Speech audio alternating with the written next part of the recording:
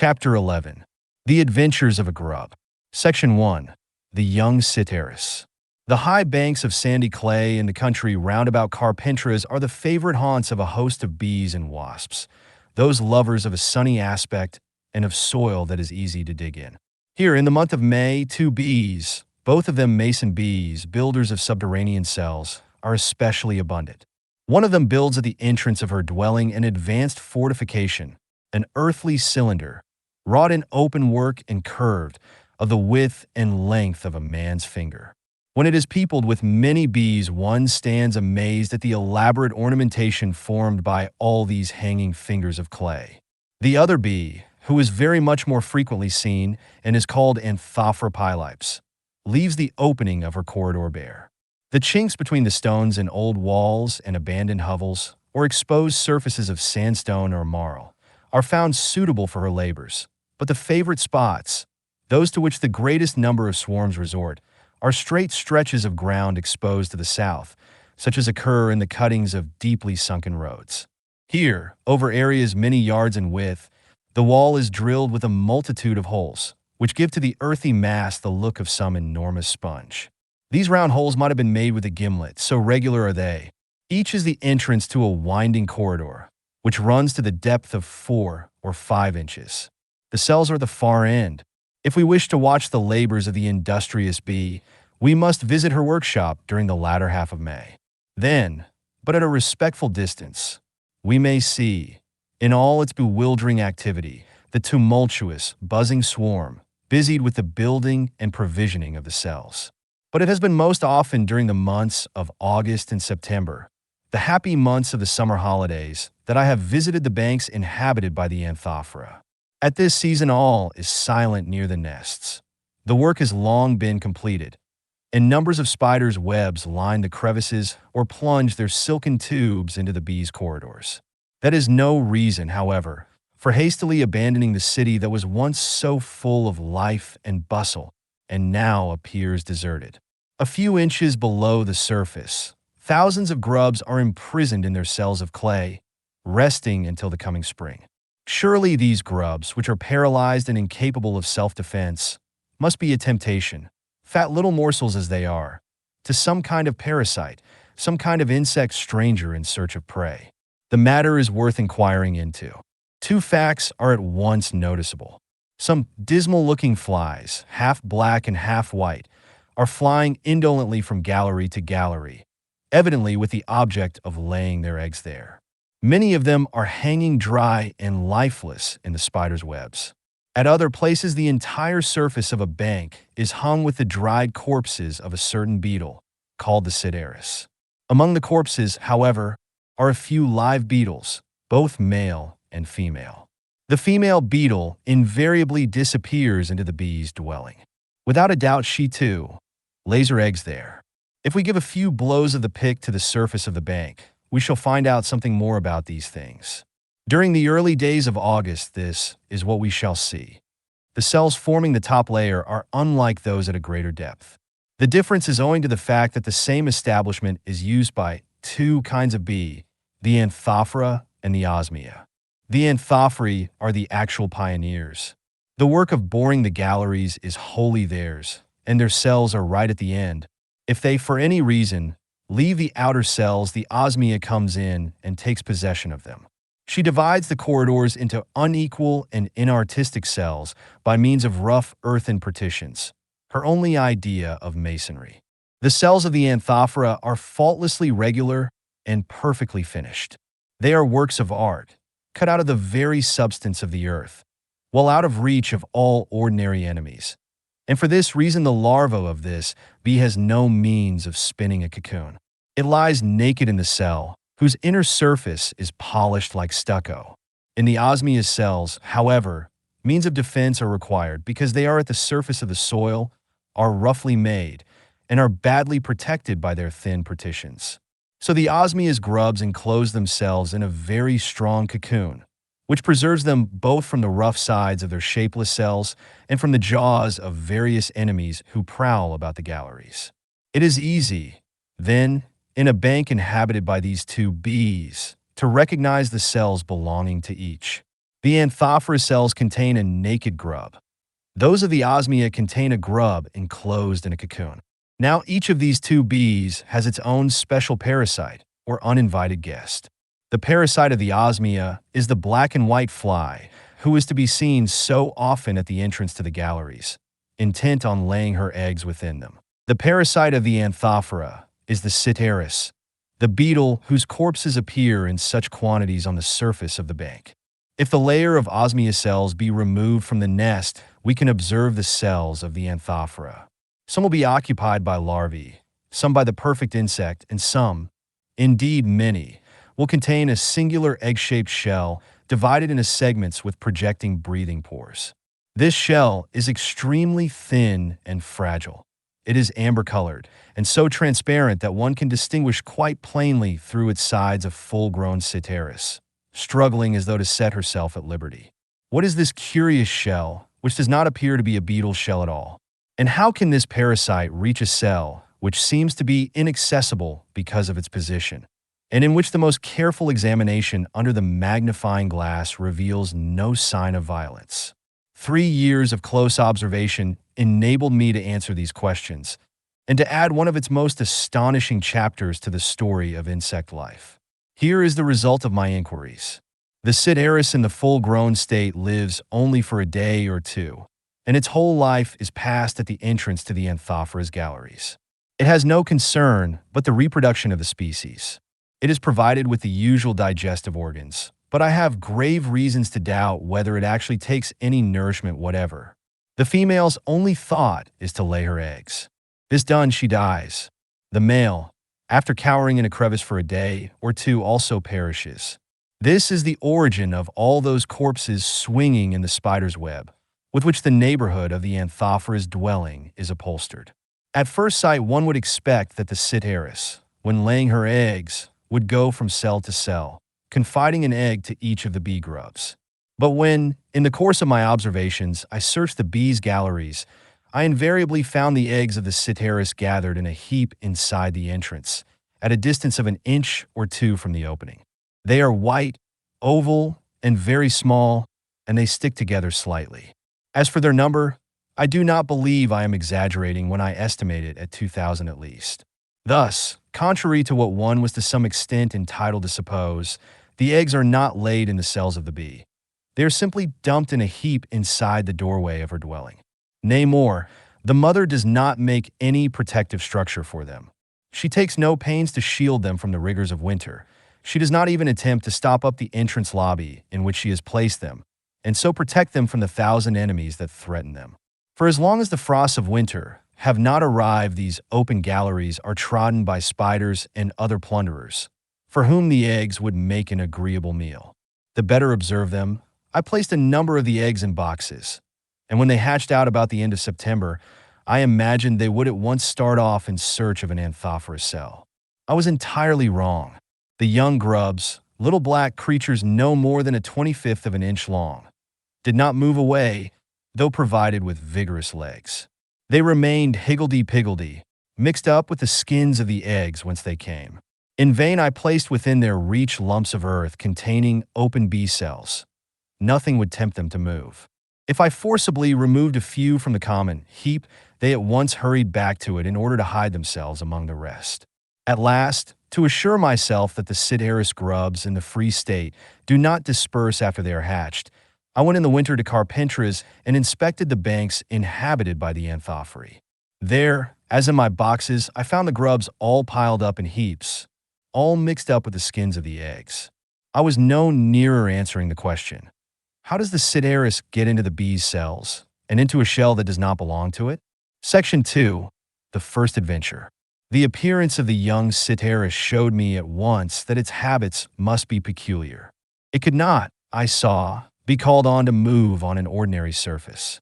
The spot where this larva has to live evidently exposes it to the risk of many dangerous falls, since in order to prevent them, it is equipped with a pair of powerful mandibles, curved and sharp, robust legs which end in a long and very mobile claw, a variety of bristles and probes, and a couple of strong spikes with sharp, hard points, an elaborate mechanism, like a sort of plowshare, capable of biting into the most highly polished surface.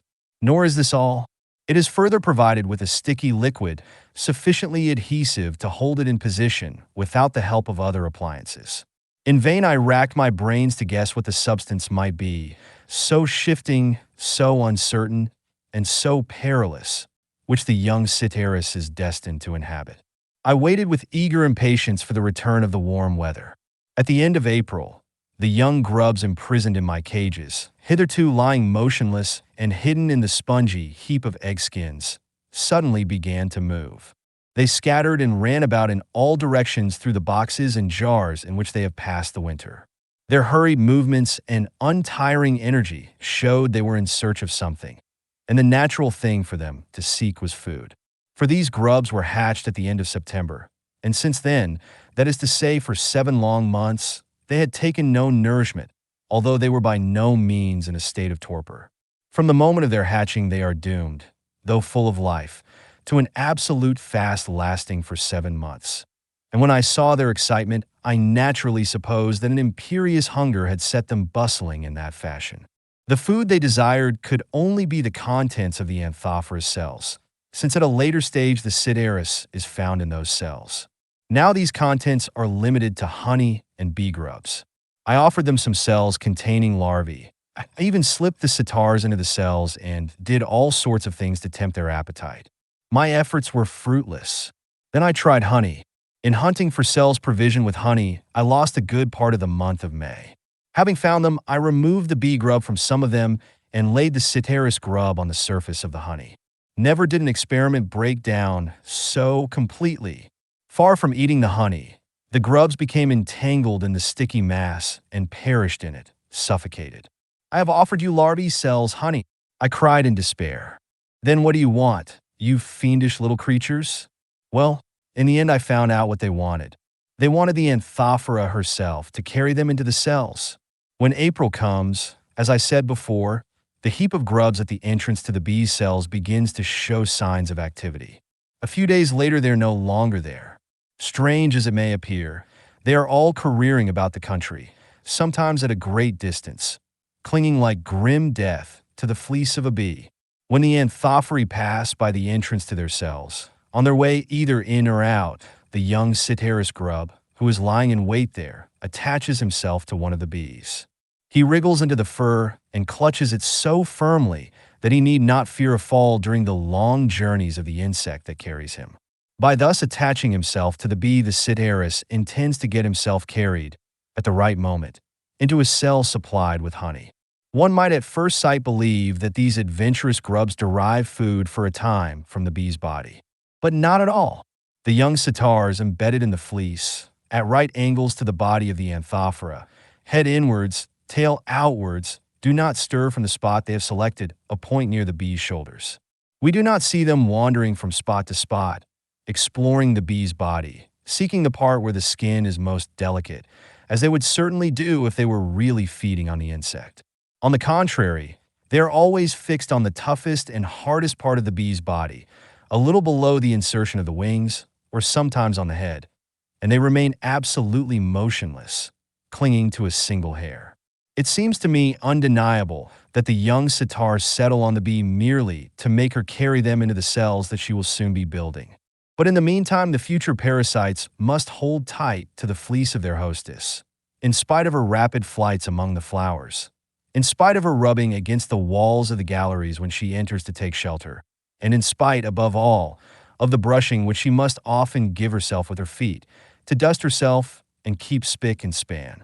We were wondering a little time ago what the dangerous, shifting thing could be on which the grub would have to establish itself. That thing is the hair of a bee who makes 1,000 rapid journeys, now diving into her narrow galleries, now forcing her way down the tight throat of a flower. We can now quite understand the use of the 2 spikes, which close together and are able to take hold of hair more easily than the most delicate tweezers. We can see the full value of the sticky liquid that helps the tiny creature to hold fast. And we can realize that the elastic probes and bristles on the legs serve to penetrate the bees down and anchor the grub in position. The more one considers this arrangement, which seems so useless as the grub drags itself laboriously over a smooth surface, the more one marvels at all the machinery which this fragile creature carries about to save it from falling during its adventurous rides. Section 3. The Second Adventure. One 21st of May, I went to Carpentra's, determined to see, if possible, the entrance of the Sideris into the bees' cells. The works were in full swing. In front of a high expanse of earth, a swarm of bees, stimulated by the sun, was dancing a crazy ballet. From the tumultuous heart of the cloud rose a monotonous, threatening murmur, while my bewildered eye tried to follow the movements of the throng. Quick as a lightning flash, thousands of entomology were flying hither and thither in search of booty. Thousands of others, also, were arriving, laden with honey or with mortar for their building. At that time, I knew comparatively little about these insects. It seemed to me that anyone who ventured into the swarm, or, above all, who laid a rash hand on the bees' dwellings, would instantly be stabbed by 1,000 stings. I had once observed the combs of the hornet too closely, and a shiver of fear passed through me. Yet, to find out what I wished to know, I must needs penetrate that fearsome swarm. I must stand for whole hours, perhaps all day, watching the works I intended to upset. Lens in hand, I must examine, unmoved amid the whirl, the things that were happening in the cells. Moreover, the use of a mask, of gloves, of a covering of any kind was out of the question, for my fingers and eyes must be absolutely free. No matter. Even though I should leave the bees' nest with my face swollen beyond recognition, I was determined that day to solve the problem that had puzzled me too long. Having caught a few stray entomology with my net, I satisfied myself that the Sideris larvae were perched, as I expected, on the bees. I buttoned my coat tightly and entered the heart of the swarm. With a few blows of the mattock, I secured a lump of earth, and to my great surprise found myself uninjured. A second expedition, longer than the first, had the same result. Not a bee touched me with her sting. After this, I remained permanently in front of the nest, removing lumps of earth, spilling the honey, and crushing the bees, without arousing anything worse than a louder hum. For the entomology is a pacific creature. When disturbed in the cells, it leaves them hastily and escapes, sometimes even mortally wounded, without using its venomous sting except when it is seized and handled. Thanks to this unexpected lack of spirit in the mason bee, I was able for hours to investigate her cells at my leisure, seated on a stone in the midst of the murmuring and distracted swarm, without receiving a single sting, though I took no precautions whatever. Country folk, happening to pass and seeing me seated thus calmly amid the bees, stopped aghast to ask me if I had bewitched them. In this way, I examined the cells. Some were still open and contained only a more or less complete store of honey. Others were closely sealed with an earthen lid. The contents of these varied greatly. Sometimes I found the larva of a bee, sometimes another, fatter kind of larva, at other times honey with an egg floating on the surface. The egg was of a beautiful white and was shaped like a cylinder with a slight curve, a fifth or sixth of an inch in length, the egg of the entomology. In a few cells, I found this egg floating all alone on the surface of the honey.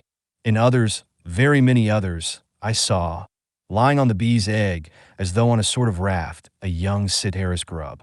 Its shape and size were those of the creature when it was hatched. Here, then, was the enemy within the gates. How did it get in? In none of the cells was I able to detect any chink by which it could have entered. They were all sealed quite tightly. The parasite must have established itself in the honey warehouse before the warehouse was closed. On the other hand, the open cells, full of honey, but as yet without an egg, never contain a Sideris. The grub must therefore gain admittance either while the bee is laying the egg, or else afterwards, while she is busy plastering up the door. My experiments have convinced me that the Sideris enters the cell in the very second when the egg is laid on the surface of the honey. If I take a cell full of honey with an egg floating in it and place it in a glass tube with some Sideris grubs, they very rarely venture inside it. They cannot reach the raft in safety. The honey that surrounds it is too dangerous. If one of them by chance approaches the honey, it tries to escape, as soon as it sees the sticky nature of the stuff under its feet. It often ends by falling back into the cell, where it dies of suffocation. It is therefore certain that the grub does not leave the fleece of the bee when the latter is in her cell or near it, in order to make a rush for the honey. For this honey would inevitably cause its death, if it so much as touched the surface. We must remember that the young Citaris, which is found in a closed cell, is always placed on the egg of the bee. This egg not only serves as a raft for the tiny creature floating on a very treacherous lake, but also provides it with its first meal. To get at this egg, in the center of the lake of honey, to reach this raft, which is also its first food, the young grub must somehow contrive to avoid the fatal touch of the honey. There is only one way in which this can be done. The clever grub, at the very moment when the bee is laying her egg, slips off the bee and onto the egg, and with it reaches the surface of the honey. The egg is too small to hold more than one grub, and that is why we never find more than one Citaris in a cell. Such a performance on the part of a grub seems extraordinarily inspired, but then the study of insects constantly gives us examples of such inspiration. When dropping her egg upon the honey, then the Anthophora at the same time drops into her cell, the mortal enemy of her race. She carefully plasters the lid which closes the entrance to the cell, and all is done. A second cell is built beside it, probably to suffer the same fate, and so on until all the parasites sheltered by her fleece are comfortably housed. Let us leave the unhappy mother to continue her fruitless task and turn our attention to the young larva, which has so cleverly secured for itself board and lodging. Let us suppose that we remove the lid from a cell in which the egg, recently laid, supports a Citaris grub. The egg is intact and in perfect condition. But now the work of destruction begins. The grub, a tiny black speck which we see running over the white surface of the egg, at last stops and balances itself firmly on its 6 legs. Then, seizing the delicate skin of the egg with the sharp hooks of its mandibles, it tugs at it violently till it breaks and spills the contents. These contents the grub eagerly drinks up. Thus the first stroke of the parasite's mandibles is aimed at the destruction of the bee's egg. This is a very wise precaution on the part of the Citaris grub. It will have to feed on the honey in the cell. The bee's grub which would come out of the egg would also require the honey. There is not enough for 2. So quick! A bite at the egg, and the difficulty is removed. Moreover, another reason for the destruction of the egg is that special tastes compel the young Citaris to make its first meals of it.